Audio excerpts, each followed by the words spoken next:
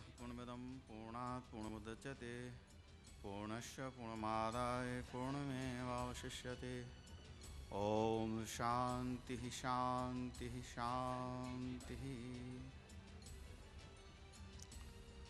आदरणीय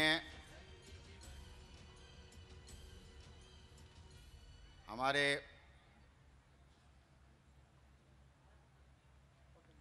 परम भगवत कृपा पात्र कथावाचक श्री नित्य स्वरूप जी महाराज, उपस्थित हमारे संत वृंद एवं संत समाज,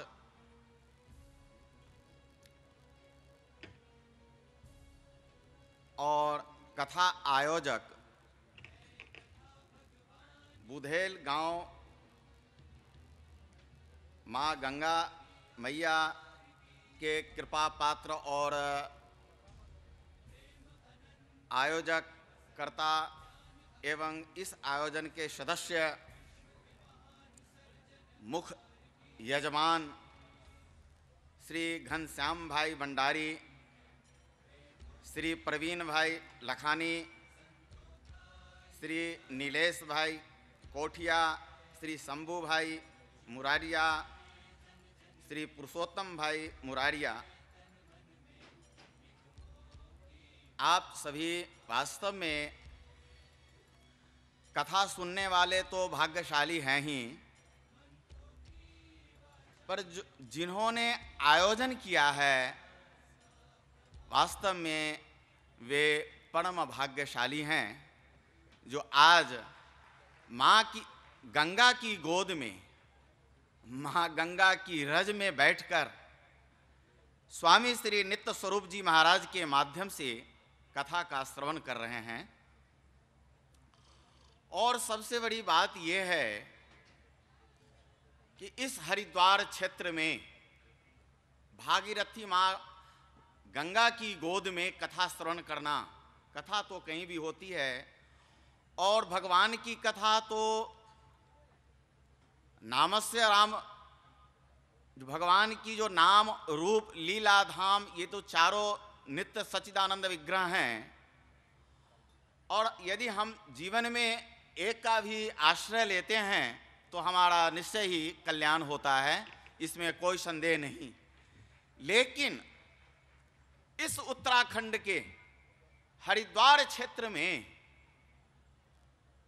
माँ गंगा की गोद में संतों के सानिध्य में भगवान की कथा का श्रवण करना वास्तव में बहुत ही बड़े सौभाग्य की बात है।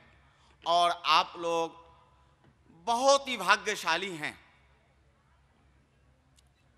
जो इस माँ गंगा की गोद में बैठकर कथा का श्रवण कर रहे हैं, खासकर संतों के सानिध्य में, संतों के मुखारविंद से।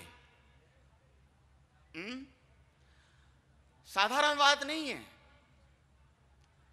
आप लोग कितने बड़े भाग्यशाली हैं जो कहां से आप लोग चलकर आए हैं और हरिद्वार में संतों के सानिध्य में और संतों के माध्यम से भगवत कथा का श्रवण कर रहे हैं। उस समय महाराज परीक्षित अकाल मृत्यु के भय से उन्होंने इस भागवत कथा का आयोजन किया था, श्रवण किया,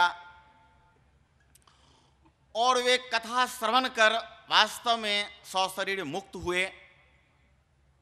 और इसमें कोई संदेह नहीं कि आप लोग भी इस कथा के माध्यम से, कथा श्रवण करके स्वामी नित्य स्वरूप स्वामी जी महाराज के माध्यम से संतों के सानिध्य में कथा श्रवण करके आप मुक्त होंगे।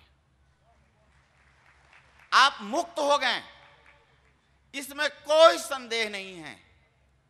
भगवान की कथा में ऐसी दिव्यता है जो एक बार श्रवण में आती है तो निश्चय ही उसकी मुक्ति हो जाती है, वे जीव मोक्ष को प्राप्त कर लेते हैं।